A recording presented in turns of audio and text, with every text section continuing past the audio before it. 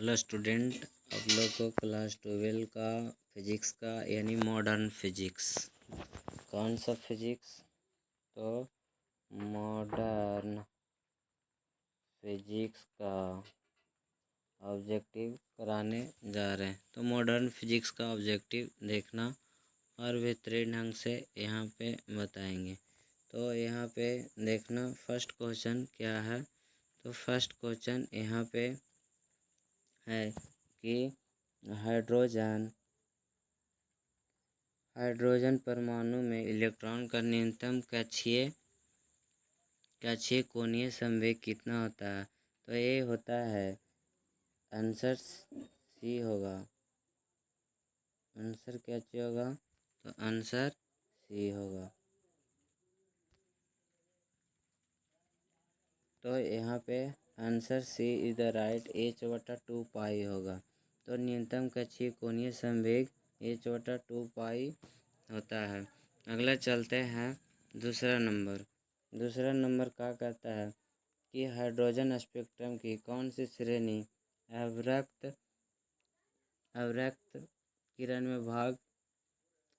भाग में नहीं पड़ती है। तो अवरक्त भाग में कौन नहीं? तो यहाँ पे हाइफ्री श्रेणी होगा कि फोंड श्रेणी होगा कि बैंक्रेट श्रेणी होगा कि लाइमन श्रेणी होगा। तो इसका answer D is the right answer होगा। तो तीसरा नंबर देखना, यानी तीसरा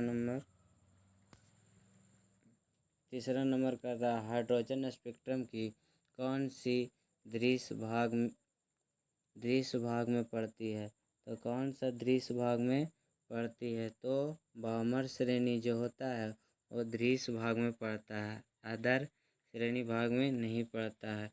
चौथा नंबर कहता है बोर का आवृत्त शर्त होता है। तो बोर का आवृत्त शर्त कौन सा होगा?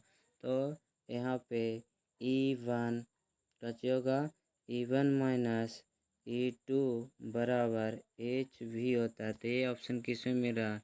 तो ये ऑप्शन बी में मिल रहा है। तो B is the right answer होगा।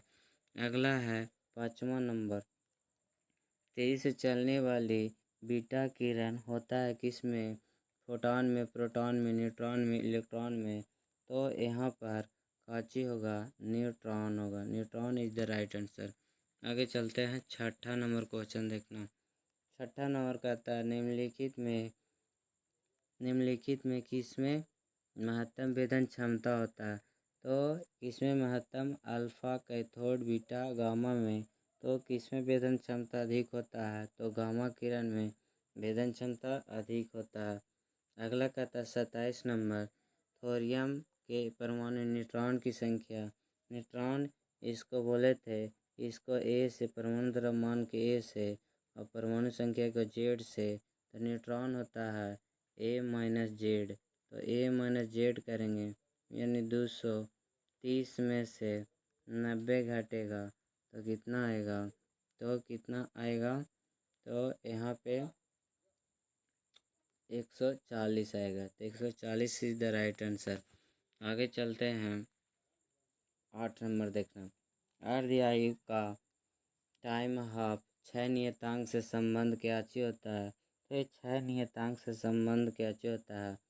तो टी हाफ यानी हाफ टाइम तो 0.693 बाई लैम्डा होता है। तो आंसर ए। 9 नंबर देखना। 9 नंबर क्वेश्चन। तो 9 नंबर क्वेश्चन कुछ होता है निम्नलिखित में कौन सा संबंध द्रव्यमान ऊर्जा के लिए सही है। तो द्रव्यमान ऊर्जा के लिए कौन सा सही होगा? तो यहाँ पर mc² यानी E बराबर mc² पढ़ा होगा ना, यानी एल्बर्ट आइंस्टीन। तो E बराबर mc²। तो ये उल्टा लिखा हुआ है यानी आंसर सी होगा। आगे चलते हैं 10वां नंबर देखना। किसी परमाणु का नाभिक बना होता है। तो नाभिक किससे बना होता है? तो आंसर डी है। तो किससे होता है? प्रोटॉन प्लस न्यूट्रॉन से होता है। आगे चलते हैं 12 नंबर। 12 नंबर करता है 6 गुणांक का ए सही मात्रक क्या होता है। तो 6 गुणांक का ए सही मात्रक कितना होता है? तो 6 गुणांक का ए सही मात्रक 8 होता है। यानी B is the right answer. 13 में देखना, 13 कहता है कि एक पी टाइप अर्धचालक होता है, यानी पी प्रकार अर्धचालक कैसा होता है तो धनावेशित होता है, और एन टाइप है जो निरावेशित होता है। तो आंसर 13 के आंसर कौन होगा, तो 13 के आंसर ए होगा, धनावेशित। अगला लॉजिक गेट से आ गया।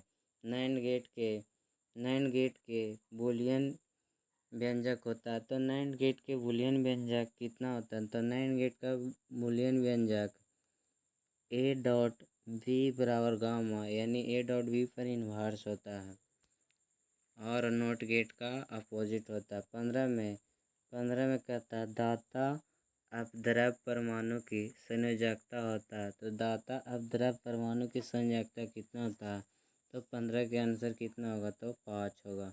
5 इज द राइट आंसर होगा। आगे चलते हैं। अगला 16 नंबर, पी टाइप के अर्धचालक में मुख्य धारा वाहक कौन होता है, तो पी टाइप में होल होता है, एन टाइप में इलेक्ट्रॉन्स होता है, तो B is the right answer. आगे चलते हैं। ये सब क्वेश्चन करा दिए। किसी अर्धचालक का तापमान गुणांक का मान कितना होता है, तो तापमान गुणांक का मान कितना होता है, तो ऋणात्मक होता है, तो आंसर बी होगा। आगे चलते हैं, यानी 18 नंबर। 18 नंबर, ताप बढ़ने के साथ अर्धचालक का प्रतिरोध कम जाता है, और ताप घटेगा तो अर्धचालक बढ़ जाएगा, तो ताप बढ़ने पर घट जाता है। ये याद रखना, बहुत ज़्यादा इम्पोर्टेंट है, यानी 18 के B is the right answer. अब 19 चलते हैं, तो 19 ऊपर है, तो यहाँ पर देखना 19 नंबर कहता है कि क्षीणता को मापने के लिए निम्नलिखित कौन सा सही मात्रक होता है, तो इसमें कौन सा सही मात्रक होगा, तो इसमें डेसिबल होगा, यानी ध्वनि का। आगे चलते हैं, यानी 20 नंबर देखना, प्रकाशीय तंतु संचरण किस घटना पर आधारित होता है, पूर्ण आंतरिक परावर्तन, विकिरण परावर्तन, व्यतिकरण। तो इसका आंसर 20 के क्या होगा, तो इसका आंसर पूर्ण आंतरिक परावर्तन होगा, तो पूर्ण आंतरिक परावर्तन। आगे चलते हैं, यानी 21 नंबर, संचार उपग्रह की पृथ्वी की सतह से दूरी कितना है, तो पृथ्वी से सतह की दूरी 3600 किलोमीटर है।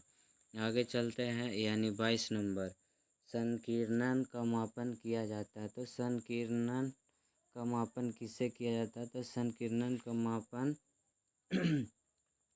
मापन डेसिबल से ही किया जाता है। आगे चलते हैं, यानी 23 नंबर, आयाम मॉड्यूलेशन में मॉड्यूलेशन सूचकांक क्या चीज होता है, तो इसका वैल्यू कितना होता है, तो 0 1 के बीच होता है। मॉड्यूलेशन यानी मैसेज ये सब पहुँचाना मॉड्यूलेशन कहलाता है। 24 नंबर में कहता है लेजर क्रिया के लिए आवश्यक होता है, तो लेजर क्रिया के लिए आवश्यक होता है कब, तो संख्या परिवर्तन के लिए आवश्यक होता है, यानी D is the right answer. आगे चलते हैं, 25 नंबर, वैसी युक्ति जो मॉड्यूलेशन तथा डीमॉड्यूलेशन दोनों का कार्य करती है उसे क्या चीज कहते हैं, तो ये मॉड्यूलेशन चैप्टर से है, यानी 15 नंबर चैप्टर से ये है। तो यहाँ पे देखना 25 के क्वेश्चन कौन होगा, तो 25 के सी होगा, मोडेम होगा, मोडेम। आगे चलते हैं, यानी 26 नंबर, कहता है नैंड गेट का संकेत होता है, तो नैंड गेट का संकेत कौन होगा, तो नैंड गेट का संकेत D is the right answer, ये सिंबल होता है, यानी इस प्रकार से 2 को दे दो, ये होगा इनपुट, ये कुछ होगा आउटपुट।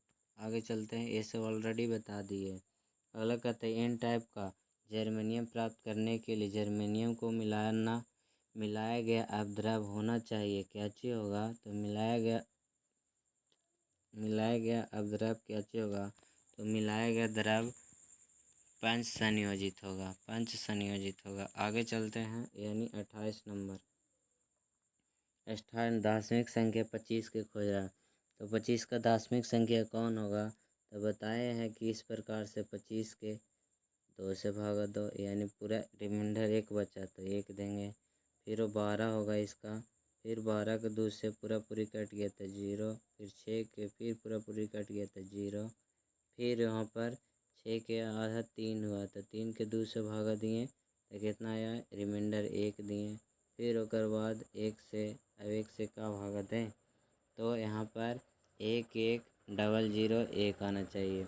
तो यहाँ पे 28 के कौन आंसर हुआ, सी होगा। तो 28 के आंसर सी होगा। बहुत ओवर रेटिंग हो गया, यानी निकाल लेना 28 के सी, क्लास में बता दिया गया। आगे चलते हैं। AAKMU बराबर कितना होता है, kg होता है। तो 29 का कौन होगा, 29 का ए इज द राइट आंसर होगा। 1.6 × 10⁻27 kg होता है। यानी 30 नंबर देखना। 30 नंबर कहता है नाभिकीय विक्रिया में संरक्षित भौतिक राशियाँ होता है। तो नाभिकीय विक्रिया में भौतिक संरक्षित कौन होता है, तो कुल आवेश भी होता है, रेखीय संवेग होता है, कोणीय संवेग, यानी ऑल ऑफ दीज होगा। आगे चलते हैं, यानी 31 नंबर। कैथोड किरणें होती है। कैथोड किरण क्या चीज़ होता है, तो कैथोड किरण जो होता है वो इलेक्ट्रॉन होता है, यानी निगेटिव चार्ज को कैथोड किरण बोलते हैं, एनोड को पॉजिटिव। अगला है कि नाभिक में अल्फा कण उत्सर्जित होने पर परमाणु संख्या कितना घटता है। तो नाभिक में अल्फा कण जब निकलता है तो यहाँ पे थोड़ा सा ध्यान देना, ये भी ऑलरेडी बता चुके हैं कि यहाँ पे परमाणु संख्या में 2 घटेगा और द्रव्यमान संख्या में 4 से कमी होगा, यानी अल्फा कण उत्सर्जित होगा। तो अल्फा बीटा गामा में अंतर लिखाएंगे, वहाँ पर देखना जाके। फिर उसके बाद और गेट का बूलियन संकेत क्या होता था, और गेट का बूलियन संकेत क्या होता है, तो और गेट का बूलियन संकेत A + B बराबर गामा होता है। लॉजिक गेट से क्वेश्चन जरूर आएगा, यानी ए इज द राइट आंसर। आगे चलते हैं। 34 नंबर। एक पदार्थ की चालकता ताप बढ़ाने पर बढ़ती है, वह पदार्थ क्या कहलाता है, तो वो पदार्थ क्या चीज कहलाता है, तो वो पदार्थ हो जाए अर्धचालक, यानी सेमीकंडक्टर कहलाता है।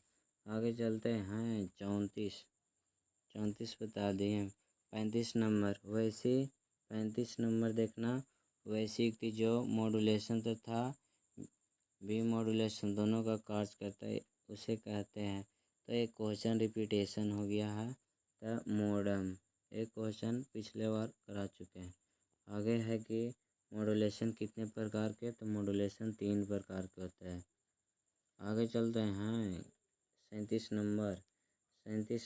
संचार उपग्रह का आवर्तकाल होता है, तो संचार उपग्रह का आवर्तकाल कितना होता है, तो यहाँ पे 24 आवर होता है, यानी 1 दिन। उसके बाद चलते हैं, कट गया होगा। फिर उसके बाद 38 नंबर। निम्नलिखित में कौन अल्फा कण के लिए सही है, तो अल्फा कण के लिए कौन सही होता है, अल्फा कण के लिए यहाँ पे हीलियम नाभिक सही होगा। अल्फा कण के लिए हीलियम नाभिक। अगला चलते हैं, ऊपर आओ करते हैं। अगला यहाँ पे देखना 39 नंबर।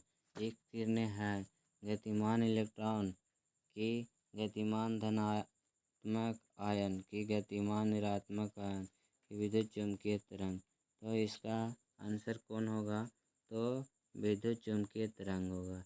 इस प्रकार से हम क्या चीज 39 क्वेश्चन कर लिए। अब कमेंट करके बताना कितना नंबर 39 में उठा।